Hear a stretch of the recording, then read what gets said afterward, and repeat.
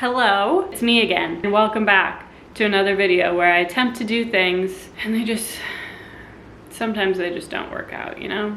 It's a Sunday today and we just spent the morning. I was kind of half watching. Miles was watching that Wrexham Sheffield United game. I will say I don't normally care about sports, but that one got me a little bit. That was a good one. Today I want to try and tackle reviving my indoor herb garden. This is something that I've done a few times now. Last time that I tried this, I went into it with having done zero research. I bought herbs, stuck them all in the same pot. I stuck them directly in front of a window during like a 90-degree heat wave, and let's just say they didn't survive.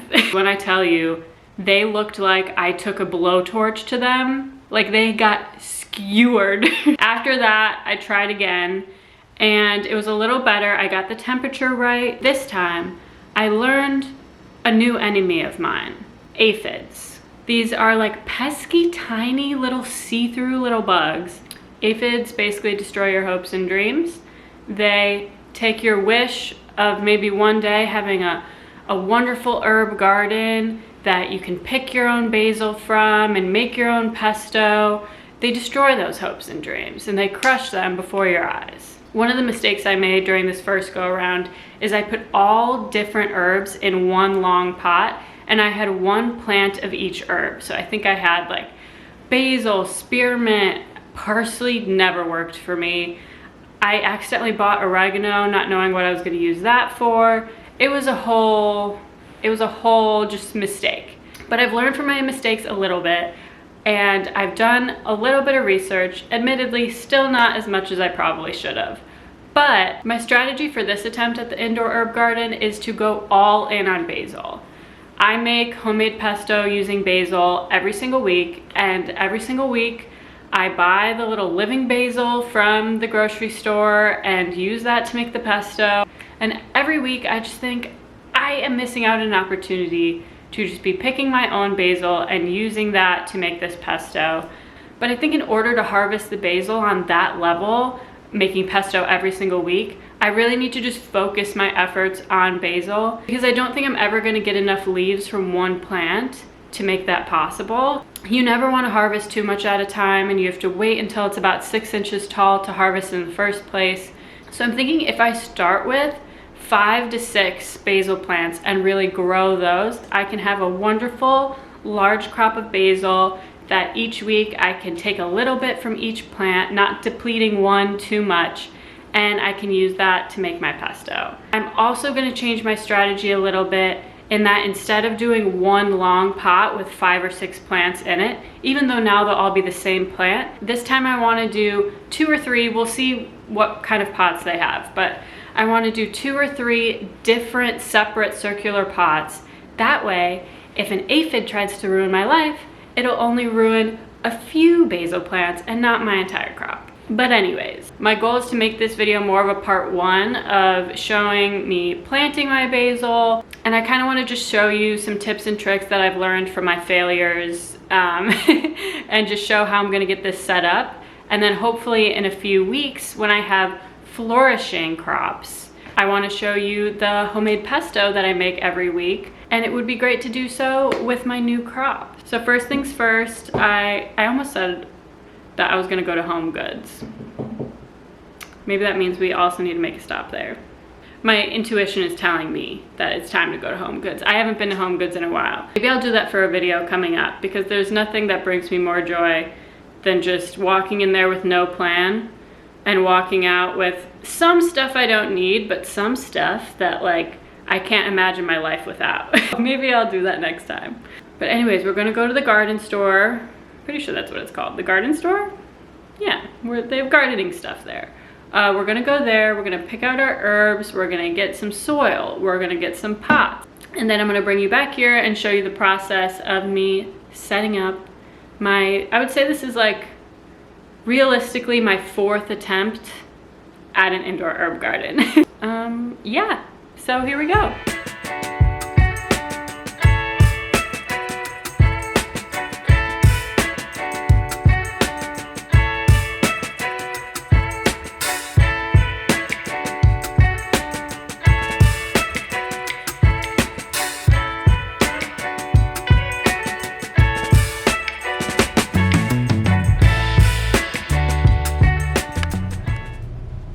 I'm one with my plants. Did you see how many clips I got in there? That was pretty impressive. I got a lot of clips. No talking, obviously, because, you know, that's the most humiliating thing I could ever think to do.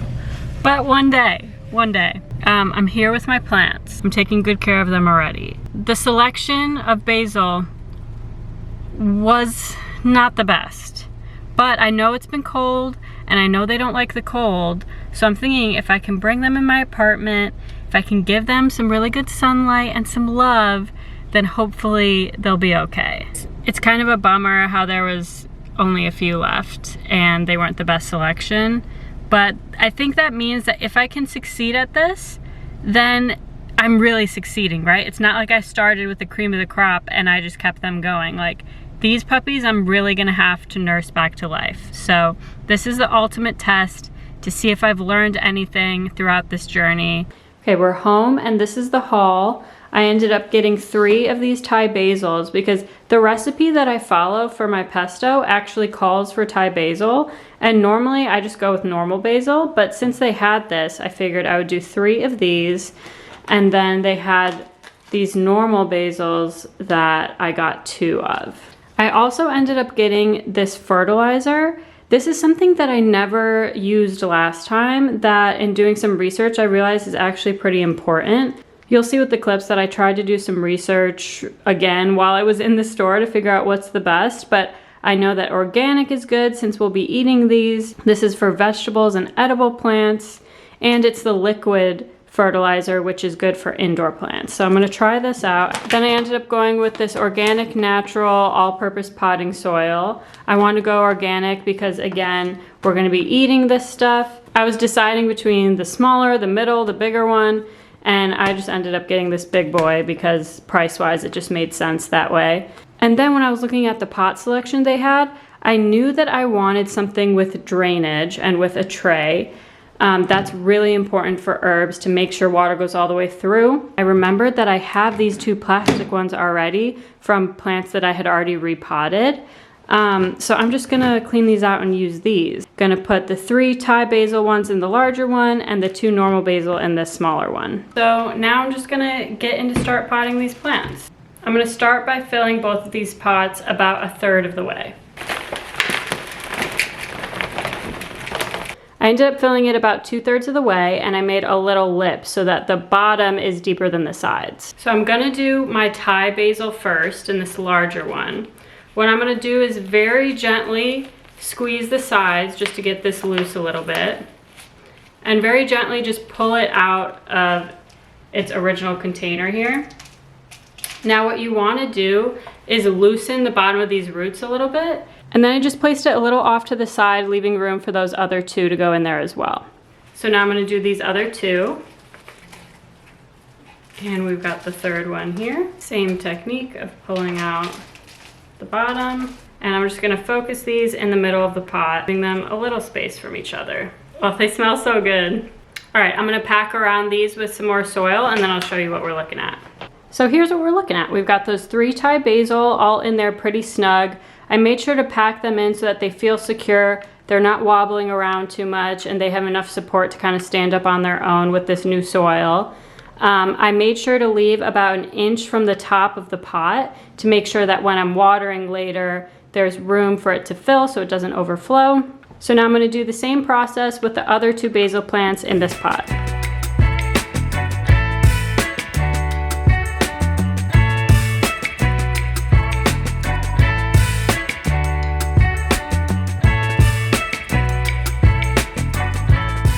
So now we've got everything all potted and they look so good. I'm loving how these are looking, especially in these pots. Quickly before I water, I'm gonna go through and prune a little bit and just make sure if there are any dead leaves that we get those off now. You wanna make sure that the plant has everything it needs to thrive and you don't want any dead weight anywhere on the plant. So I'm just gonna kind of go through and spruce this up a little bit.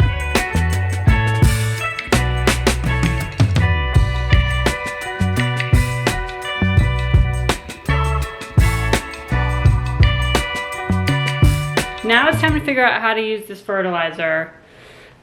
It seems like there's gonna be a lot of math involved here, so let me figure this out. We need amounts here Oh, it literally says right here. Okay, shake well, mix 2 fluid ounces per a gallon of water. Get off your ass, let's do some math. Math, math, math. Okay, so I've got a gallon of water in here, and then I've got this little doodad. Oh, this stinks. This really smells really bad. Okay. Oh my God. This is like brown. Look at this. Okay. Didn't know it was gonna be like that. I'm gonna pour this on in here. Is 2 ounces 2 of these or 1 of these? I'll do like 1.5 just to mix it on up. Okay, so now I'm gonna get watering. When you first plant these, you wanna make sure you fully drench the pot and make sure water goes all the way through, get it a really good soak. Another thing that I learned the hard way is that herbs like to be watered at the base. They don't necessarily like water all over their leaves. Watering the leaves can just lead to issues, so I tend to stick to watering around the root. So now I'm just gonna give this a good drench, focusing it around the base of each plant. This is why leaving a lip is really helpful, because it kind of fills up at the top, so you want room for it to fill before it soaks all the way through. So now it's time to put these in the sun and hope for the best and hope that I'm watering them as they need. A tip that I learned is that overwatering doesn't occur when you're watering too much. It occurs when you're watering too often. So a good rule of thumb for me is I wait until the soil is completely dry. I stick one finger all the way down the soil, and if it feels even a little damp, then I don't bother with watering. I wait until it's totally dry, and then I give it a good drench. So that has been working in the past with basil, so I'm gonna keep going with that. If you start to notice yellow leaves, that means you're watering a little too much, and if you're not watering enough, the leaves will start to look a little saggy and dead, kind of how these look now. But getting the right watering schedule is really tricky, and there's not much information online, honestly. It's like, get to know your plants, or it depends on the temperature, it depends on the soil, it depends on the specific plant. So it's really just trial and error and making sure to pay attention to the plants, noticing when they are changing and change with them. You can prune basil about once every week or once every 2 weeks, and it's important to make sure that if certain leaves aren't thriving, just to snip them right away, because you don't want any of the plant's resources going to a crappy leaf. Also, kind of just like hair, the more you cut, the more it grows. So it's just the same as trimming your hair, how they say that snipping off the dead ends helps your hair grow. Same thing with basil. When you're pruning, you want to make sure that the main stem, and it's pretty easy to tell the main stem, it's just the central thickest stem. You want to make sure that is at least 6 inches tall. So these still got a ways to go.